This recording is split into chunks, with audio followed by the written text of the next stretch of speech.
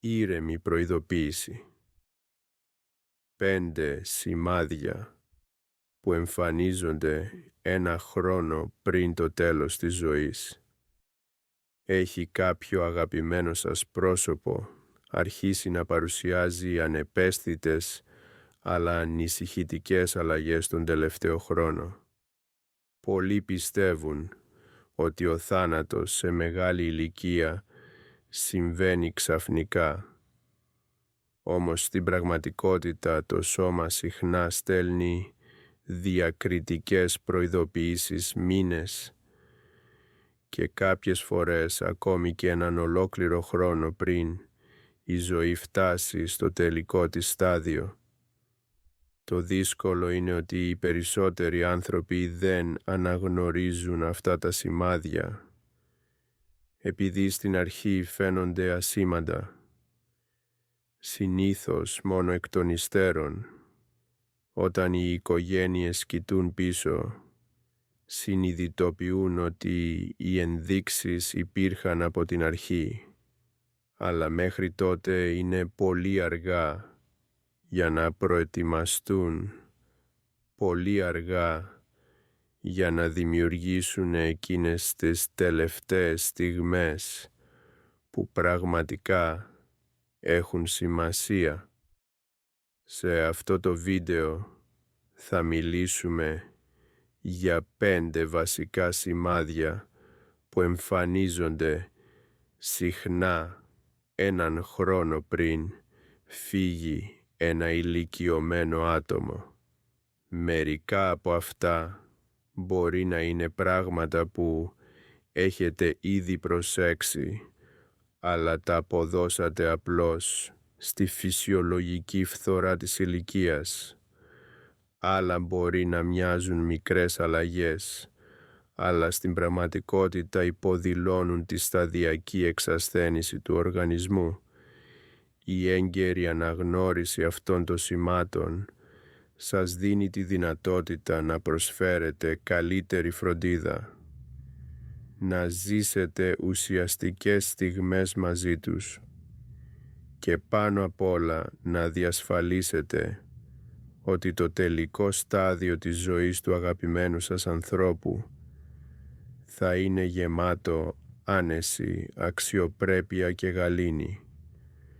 Μείνετε μαζί μας μέχρι το τέλος, γιατί αυτά τα 5 σημάδια μπορούν πραγματικά να σας βοηθήσουν να προετοιμαστείτε όχι μόνο πρακτικά, αλλά και συναισθηματικά για όσα έρχονται. Όταν αντιληφθείτε τι πραγματικά συμβαίνει, δεν θα βρεθείτε απροετοίμαστοι. Θα μπορέσετε να αξιοποιήσετε στο έπακρο τον χρόνο που απομένει με όσους αγαπάτε. Τώρα, ας ξεκινήσουμε. Αριθμός 1. Σημαντική απώλεια βάρους. Ένα από τα πιο πρώιμα και πιο ενδεικτικά σημάδια ότι ένα άτομο μπορεί να πλησιάζει το τελευταίο έτος της ζωής του είναι η ακούσια απώλεια βάρους.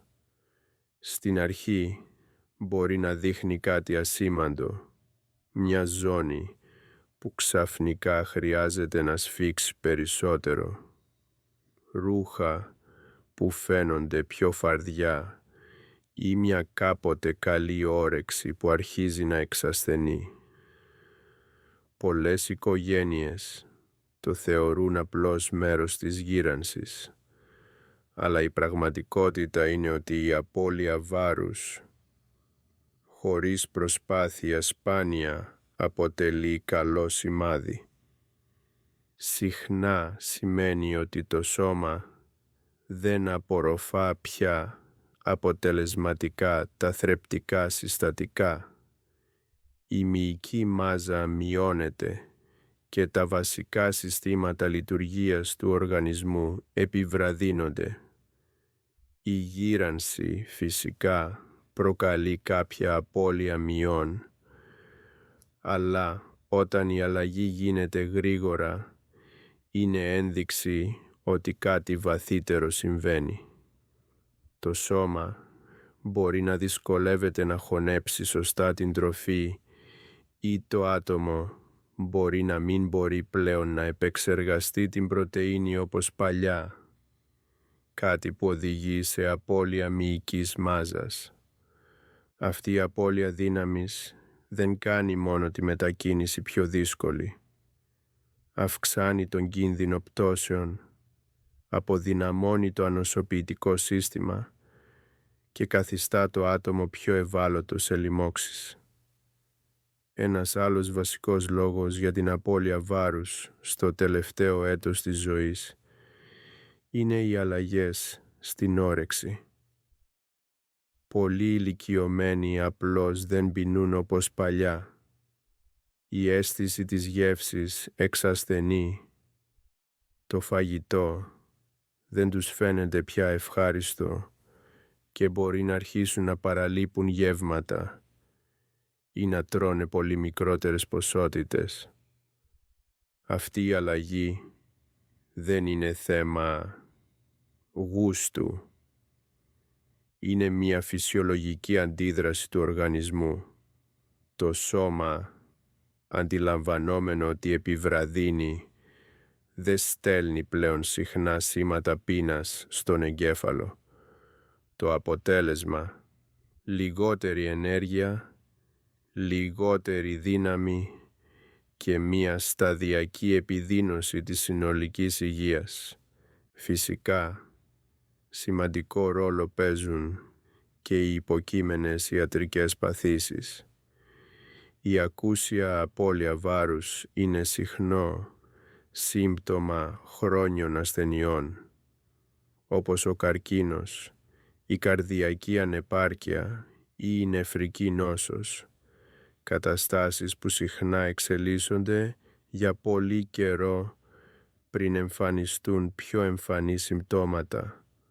Ακόμη και η κατάθλιψη ή η γνωστική εξασθένηση μπορούν να οδηγήσουν σε μειωμένη πρόσληψη τροφής, δημιουργώντας μια καθοδική πορεία όπου το σώμα απλώς δεν λαμβάνει πια αρκετό καύσιμο για να διατηρηθεί. Πολλές οικογένειες προσπαθούν να αντιμετωπίσουν το πρόβλημα ενθαρρύνοντας τον αγαπημένο τους να φάει περισσότερο, προσφέροντας αγαπημένα φαγητά ή προσθέτοντας πρωτεϊνικά ροφήματα. Ωστόσο, αν το βάρος συνεχίζει να μειώνεται παρά αυτές τις προσπάθειες, είναι σημαντικό να καταλάβετε ότι το ζήτημα δεν αφορά μόνο τη διατροφή. Είναι το σώμα που προετοιμάζεται για μια βαθύτερη μετάβαση. Σε αυτό το στάδιο, η πίεση για μεγάλα γεύματα όχι μόνο δεν βοηθά, αλλά μπορεί και να κουράζει περισσότερο. Η έμφαση στην άνεση, σε εύκολα στην κατανάλωση φαγητά και στην επαρκή ενυδάτωση μπορεί να κάνει πολύ μεγαλύτερη διαφορά στη συνολική ποιότητα ζωής. Αν παρατηρήσετε σημαντική απώλεια βάρους σε ένα ηλικιωμένο αγαπημένο πρόσωπο, ειδικά αν τρώει λιγότερο, νιώθει πιο αδύναμο ή δυσκολεύεται να παραμείνει δραστήριο, είναι η στιγμή να δώσετε πραγματική προσοχή. Δεν πρόκειται απλώς για την εμφάνιση. Είναι το σώμα που προσπαθεί να επικοινωνήσει κάτι και η κατανόηση αυτού του μηνύματος από νωρίς μπορεί να σας βοηθήσει να προετοιμαστείτε για το δρόμο που ακολουθεί με καθαρότητα, συμπόνια και την ικανότητα να κάνετε κάθε στιγμή που απομένει πραγματικά σημαντική. Αριθμός 2. Ακραία κόπωση και αδυναμία. 1. από τις πιο εμφανείς αλλαγές των χρόνων που προηγείται του τέλους της ζωής είναι μία βαθιά, επίμονη κόπωση που δεν φεύγει με την ξεκούραση. Δεν είναι απλώς το να νιώθεις λίγο κουρασμένος μετά από μία κουραστική μέρα. Είναι μία απέραντη εξάντληση που κάνει ακόμη και τις πιο απλές εργασίες να φαίνονται συντριπτικές. Το να σηκωθείς από το κρεβάτι γίνεται πρόκληση. Το να διασχίσεις το δωμάτιο απαιτεί προσπάθεια και δραστηριότητες που κάποτε ήταν ρουτίνα, όπως το μαγείρεμα, το ντύσιμο ή ακόμη και μία συζήτηση, αρχίζουν να μοιάζουν υπερβολικά εξαντλητικές. Αυτό δεν είναι απλώς αποτέλεσμα της γύρανσης. Είναι ένα σημάδι ότι το σώμα προσπαθεί να συντηρήσει την εναπομείνασα ενέργειά του. Καθώς η λειτουργία των οργάνων επιβραδύνεται, το σώμα αρχίζει να ιεραρχεί τι είναι πραγματικά απαραίτητο. Η καρδιά δεν αντλεί πια τόσο αποτελεσματικά. Η κυκλοφορία εξασθενεί και οι μύες δεν λαμβάνουν το ίδιο επίπεδο οξυγόνου που λάμβαναν κάποτε. Γι' αυτό πολλοί ηλικιωμένοι στους τελευταίους μήνες της ζωής τους νιώθουν αδύναμοι, ασταθείς και αδυνατούν να διατηρήσουν το επίπεδο δραστηριότητας που κάποτε απολάμβαναν. Ένας ακόμη βασικός παράγοντας είναι η επιβράδυνση του μεταβολισμού. Το σώμα είναι σχεδιασμένο να παράγει και να χρησιμοποιεί ενέργεια, όμως καθώς προετοιμάζεται για την τελική του φάση, αυτή η ενέργεια ανακατευθύνεται. Αντί να τροφοδοτεί την κίνηση, το σώμα στρέφεται στη διατήρηση. Γι' αυτό κάποιο άτομο σε παρακμή μπορεί να αρχίσει να κοιμάται περισσότερο, να χρειάζεται μεγαλύτερους ύπνους κατά τη διάρκεια της ημέρας και να δυσκολεύεται να μείνει ξύπνιο για πολλή ώρα. Μερικοί μπορεί ακόμη και να βιώσουν ξαφνικές πτώσεις ενέργειας, να φαίνονται καλά τη μία στιγμή και εντελώς εξαντλημένοι την επόμενη. Όμως, ίσως το πιο δύσκολο κομμάτι αυτής της διαδικασίας είναι ο συναισθηματικός αντίκτυπος της κόπωσης.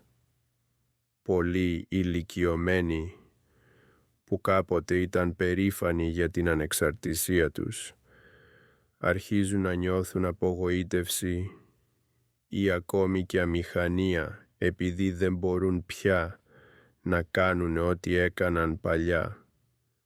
Μπορεί να αποσυρθούν από συζητήσεις, να αποφύγουν κοινωνικές επαφές ή να σταματήσουν να ασχολούνται με τα χόμπι τους, όχι επειδή δεν τους ενδιαφέρουν,